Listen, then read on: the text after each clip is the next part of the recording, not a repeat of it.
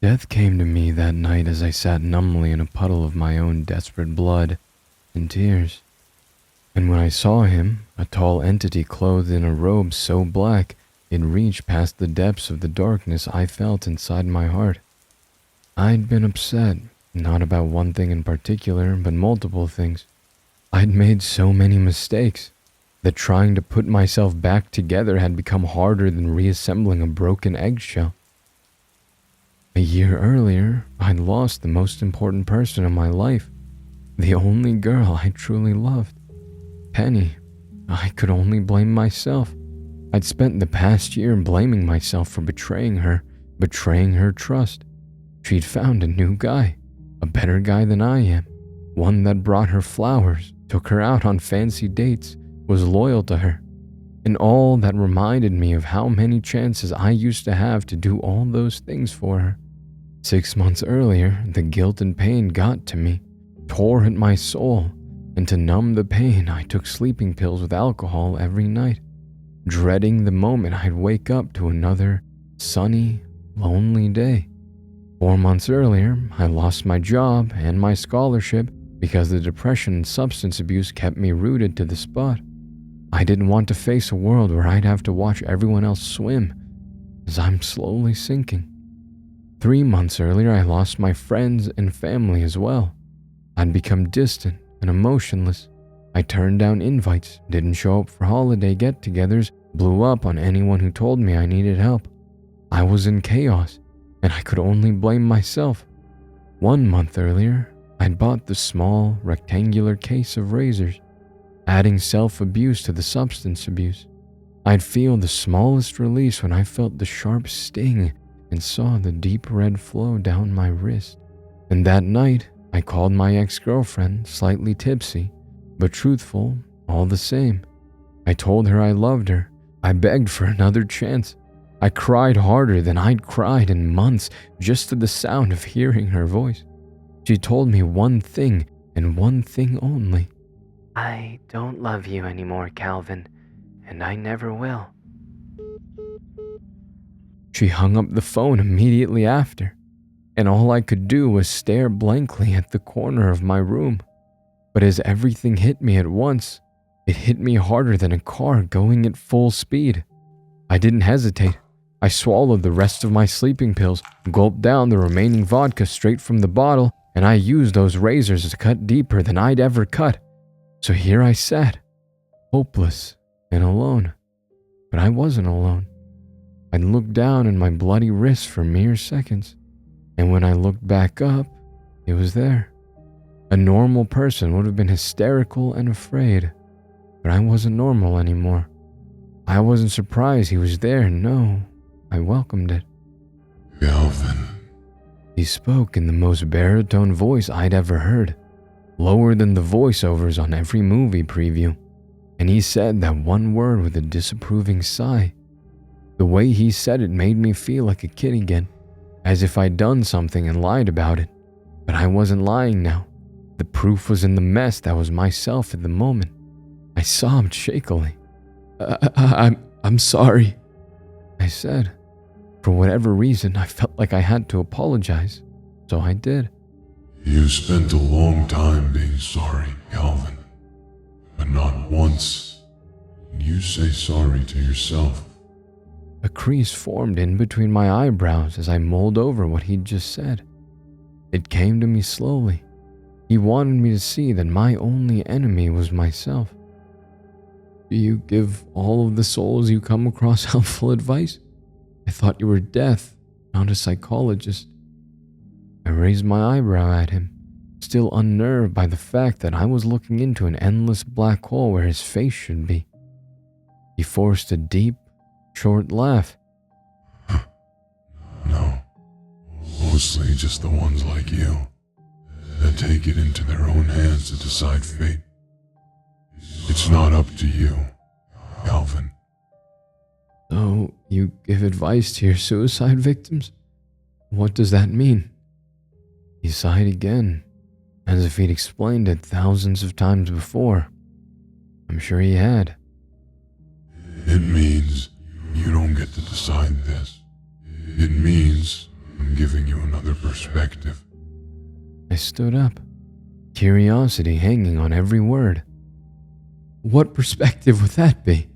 The only way I see things is that I'm a horrible, crap excuse for a human being, so why be afraid of dying when I'm more afraid to live? I had to do this. I needed to do this. And I'm showing you, Calvin, what living can do for you. A hint of persuasion sounded in his voice. Tell me, Death, what do I have to live for? The question came out harshly, but he didn't flinch. Listen closely. What if I told you that you'd make it through this depression? Not fully healed, but controlled by medication and therapy. What if I told you that because you'll overcome this depression, you'll get another job, and the job will pay for the education you dissed? When you're done with that education, you'll be admired by your friends, your family, and most importantly, your ex-girlfriend. They'll see the greatness in you that you know you have. They'll be proud of that change. You won't be able to look at a bottle of vodka without being sick. And what if I told you that your career will pay for the expensive ring you'll use to propose to your one and only? And you'll be able to give her all the flowers and dates and loyalty you'd failed to give before. Most importantly, what if I told you you'd be able to give her a dream wedding as well, and give her 2 beautiful children, a girl and a boy? What if I told you you'd be missing out on life by choosing to give up? Tears rimmed my eyes opaquely. I can be happy again? I asked hopefully, afraid of what the answer might be. But his answer was the biggest relief I'd ever felt. Yes, you can be happy again. I wiped my wet cheeks and cracked a trembling smile. I'd say, I want to live. Then I am no longer needed. The finality in his voice diminished the tension I'd felt before. As I grinned wider, I let out a half cry, half chuckle. Thank you. Thank you so much. Now go to the hospital, get your stomach pumped, and seal up your wounds. Goodbye. And in a flash, the black void that was him vanished. For days afterwards, I couldn't get rid of that smile. The nurses and doctors that helped me were puzzled by it. A man being treated for a suicide attempt is this happy? I knew to them there was nothing right about it, but I hadn't felt more right in my whole life. Because of my obvious mental health issues, I stayed in the mental ward for a month after I healed physically. Just like Death said, I still had the memories of my depression, but it was nothing the therapy and medication couldn't fix. After I was released, I found a job at a call center that paid slightly more than minimum wage. It wasn't the best of jobs, but I was sure glad to have it. I saved money for a few months and started going to school again in the fall. I was working on a business degree. My friends and family were there to watch me graduate, and I'd never felt more thankful. Finally, I was making people proud again. I wasn't failing. I didn't even drink that night with the rest of my friends. I didn't want to touch another drop of alcohol. I spent that night with the people closest to me, all seated at a large table at the best restaurant in town. And I'm so glad I chose to do so that night, because our waitress happened to be the girl I missed so badly and still loved. She looked surprised to see me, but she also looked glad. "Calvin," she said, staring at me as if I was her long-lost twin. I wanted to smile too, but I noticed the faint purple under her right eye. It wasn't completely hidden by her beige foundation. She knew I noticed, and before I could say anything, she began taking our orders. Concerned, I told my family and friends as they were leaving that I was going to stay and speak to her. They understood, and after more congratulations, departed. I waited another hour in the twilight-stained parking lot, where I could breathe in the fresh spring breeze. She was one of the first to come out, and she noticed me propped next to the entrance, halting her stride. Penny's face lit up, and there were tears in her eyes. "I knew you'd wait for me, Cal," I know you're a great guy. I think I've always known you had the potential, but I guess I was being my own worst enemy."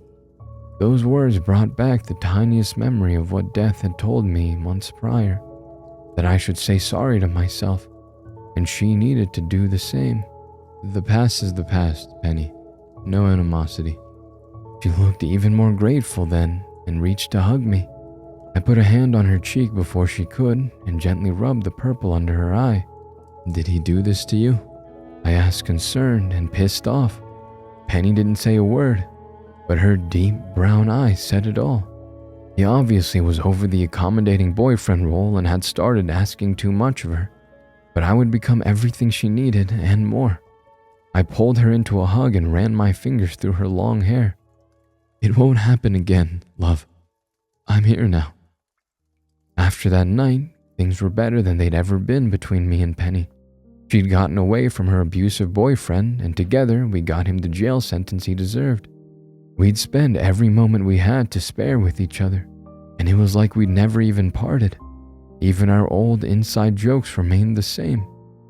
With time, I'd saved enough to buy her the most beautiful ring I could find, and I proposed to her, right in the middle of the local high school football field where we'd met so many years ago. A field, maybe not the best setting for a proposal, but it meant so much to both of us. Flowers filled our house with fragrant smells. I brought one home every day after work. I made reservations every weekend for dates, and no girl could ever mean as much to me as my Penny. The wedding was the one thing she'd always dreamed of when we were younger. A winter wedding in the snow, everything adorned in blues and whites, in that long-sleeved dress she'd hoped for ever since she saw it in that store window. A year after the marriage, Penny came to me with the best news I'd received from her. She was pregnant. We found out it was a girl, and I was every bit the happy father when our Violet came into the world. Dark hair, just like her mother. 2 years later, we had our son, Jackson. He looked like me, with green eyes and a mop of chestnut hair. Violet was over the moon about having a younger sibling. Life was amazing. It was everything Death had told me it would be, and more. I chose life the last time I saw him, and life chose me. You can imagine my shock the day I found him standing in front of my work desk. I had been tapping away on my computer, focused on nothing but my work. He broke that trance. I became a statue, still as Lot's wife after she had turned to salt. After seconds of this vacant stare-off, I broke the stillness. "Why?" He sighed, much like he had the night we'd met, that disapproving sigh, but now with a bit of apprehension. Something has occurred, Alvin. Something bad. My heart beat swiftly against my ribs. I stopped breathing. What do you mean, bad? A million things raced through my head at once. My family, my friends, myself. Did something happen to them? Was something going to happen to me? You remember Hale, don't you, Alvin? Hale. The piece of crap I put in jail. I hated hearing his name. Yeah, I remember that bastard. What about him? Did he finally get what was coming to him? He got out of jail, Alvin. The caution and pity in that one sentence couldn't have been good. I stood up from my office chair, flustered. There's no way. He couldn't have gotten out yet. He received 15 years. It's only been 9. Never heard of good behavior, Alvin. I was enraged. How could this monster be capable of good behavior? And then I remembered. He'd fooled Penny for a year. He had been a wolf in sheep's clothing. He was definitely capable of fooling others. I think you need to come with me, Alvin. I didn't waste my time. I followed him, not bothering to tell anyone I was leaving work. My first priority was to make sure the people I loved were okay. But the pieces that were being put together in my mind was anything but okay. I drove 90 all the way home. Beads of sweat had formed across my forehead and my breathing was loudly audible. Death followed me into the house as I rushed inside, but he said nothing. The living room was a mess of broken vases. the ones which held all the flowers I'd given to Penny, and a million little petals and leaves littered on the floor. I was so immensely angry and scared at the same time. Scared, mostly, because the scene in front of me hinted that nothing good could come from it. I screamed, terror in my voice. "Penny? Violet? Jack, where?" "The master bedroom, Calvin." Death said from somewhere in my peripheral. He pointed to the door at the end of the hall, a door that was now chopped and broken, standing slightly ajar. I sprinted down the hallway and pushed past the door, not worrying about the sharp splinters that dug into my left hand. The light was off. I wish I hadn't turned it on, because when I did, I was met with sheer horror. Blood, crimson painted across the white carpet and bed sheets, on the walls, and painted on the bodies of the 3 people in my life that meant the most to me. The details are too traumatizing to repeat, but the axe that had been used on all of them was left behind, embedded into my wife's skull. I fell to my knees in front of them, racking sobs so hard they made me puke. I just couldn't stop crying. I couldn't speak. I was screaming under the weight of emotional pain. I was hurt. But you said it would be better. I turned to Death, screaming and seeing red. You said I'd be happy. Why? I sobbed deeply again, unable to contain the lump in my throat. You were, Calvin. You were happy for several years. But with a life comes chances. Good ones and bad ones. Everyone suffers, Calvin. Suffer? I have nothing to live for anymore, Death. I've lost my reason for living, for working, for loving. That's more than suffering. I couldn't contain the contempt in my voice, and I got dangerously close to that black hole of a face Death wore, despite having to look up to see it. You're wrong again, Calvin. I'm here not only for your family, as I do have to do my job. He lifted his bony hands in surrender. But I'm also here for you.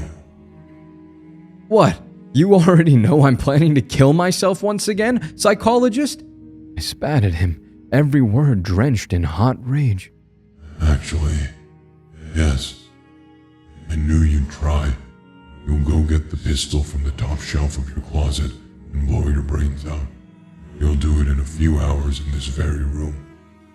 But I have another perspective for you. My mouth hung ajar. He knew my plans, knew where the pistol was that I kept for protection, but I couldn't be too surprised. After a moment, I crossed my arms and glared. Oh, another perspective for me, huh? What? What could possibly make me choose life this time? A life that isn't worth living? For the first and last time, Death laid a hand on my shoulder. And although I couldn't see his face, I knew he was looking me right in the eyes. You must live, Calvin. Because Hale must die. And you're the only one who will make it happen. I thought I heard his lips part into a smile, if he had lips. Death made it clear once again for me. What do you say, Calvin? I smiled then, too. What must have appeared a sick, sinister grin, but a grin all the same. I'd say I want to live.